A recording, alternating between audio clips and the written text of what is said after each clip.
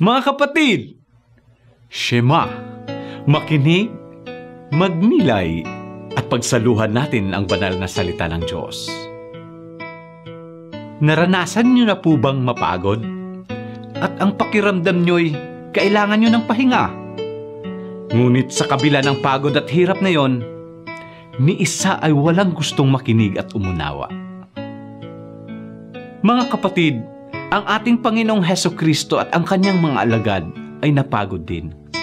Pagnilayan natin ang kanilang naging solusyon.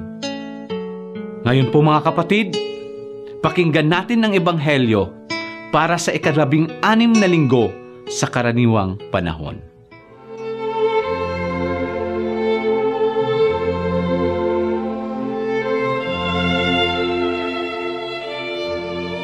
Noong panahong iyon, bumalik kay Jesus ang mga apostol at iniulat ang lahat ng kanilang naisagawa at naituro. Napakaraming taong dumarating at umaalis. Ano pat hindi na makuhang kumain ni Jesus at ng kanyang mga alagad. Kaya't sinabi niya sa mga ito, "Magtungo kayo sa isang ilang na pook upang malayo sa karamihan at makapagpahinga kayo ng kaunti." Umalis silang lulan ng bangka at nagpunta nga sa isang ilang na dako. Ngunit maraming nakakita sa kanilang pag-alis at nakilala sila. Kaya't mula sa lahat ng bayan, ang mga tao'y patakbong tumungo sa dakong pupuntahan ni na Jesus at nauna pang dumating doon kaysa kanila. Paglunsad ni Jesus, nakita niya ang napakaraming tao. Nahabag siya sa kanila sapagkat para silang mga tupang walang pastol at sila'y tinuruan niya ng maraming bagay.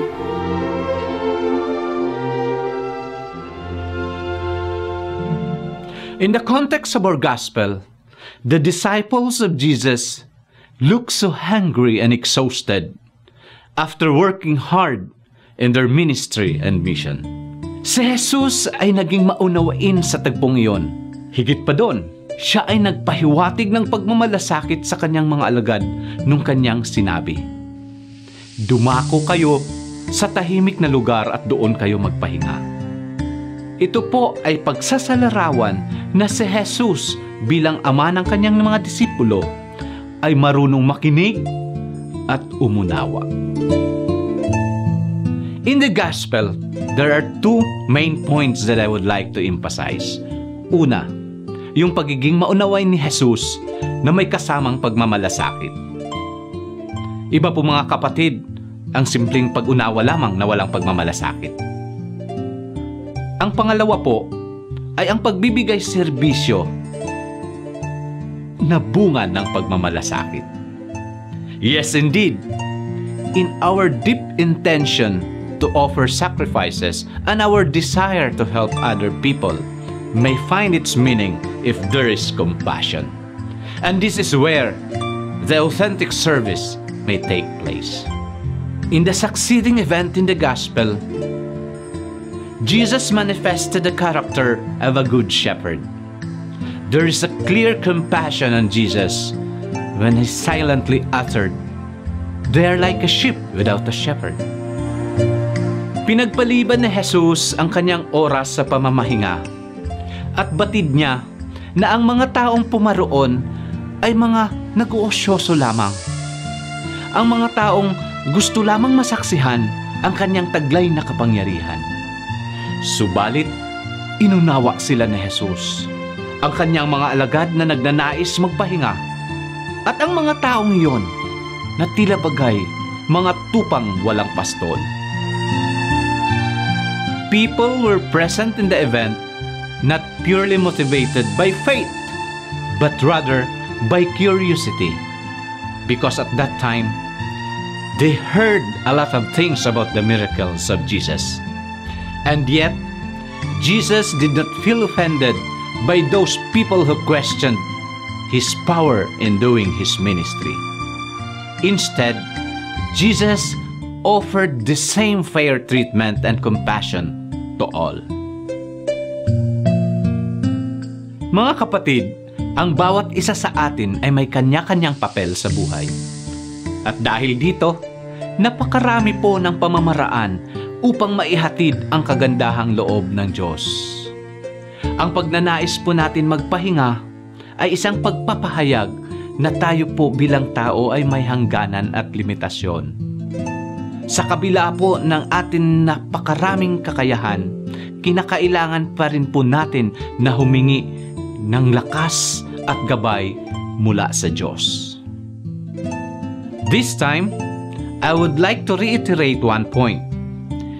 Jesus in the Gospel is the best illustration of a good shepherd who accommodated people regardless of their intention and motivation. He did not question the disciple how far their accomplishments and achievements had gone through, but rather, he is more concerned to express love and compassion to a tired and exhausted servant.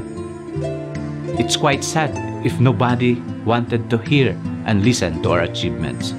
However, reward and recognition is not a big deal. Ang mas importante po dito kung paano po tayo nauunawaan na may pagmamalasakit. Madali pong maibsan mga kapatid ang ating hirap at pagod kung alam nating may taong gustong makinig at umunawa sa ating mga napagdaanan. Maliwanag po mga kapatid na ang hamon ng Ebanghelyong ito ay ang patuloy nating pagiging maunawain sa pangangailangan ng iba. Tayo po bilang tagasunod ni Kristo ay patuloy na inaanyayahan na lumapit, bumaba, at gabayan ang mga kapatid nating naliligaw ng landas.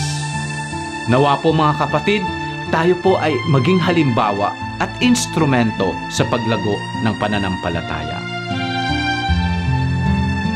Ngayon po mga kapatid, samahan niyo po ako sa isang maikling panalangin. Panginoon, patuloy niyo po kaming gabayan upang maipaabot namin sa aming kapwa ang tunay na pagmamalasakit. Nawa, kami ay maging handa at bukas upang maipaabot ang katangian ng isang mabuting pastol.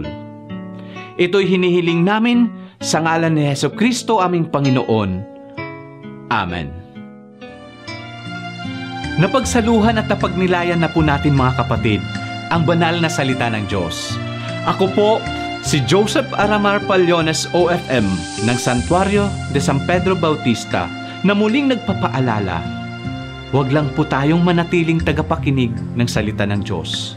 Isabuhay po natin ito at dalhin sa ating kapwa.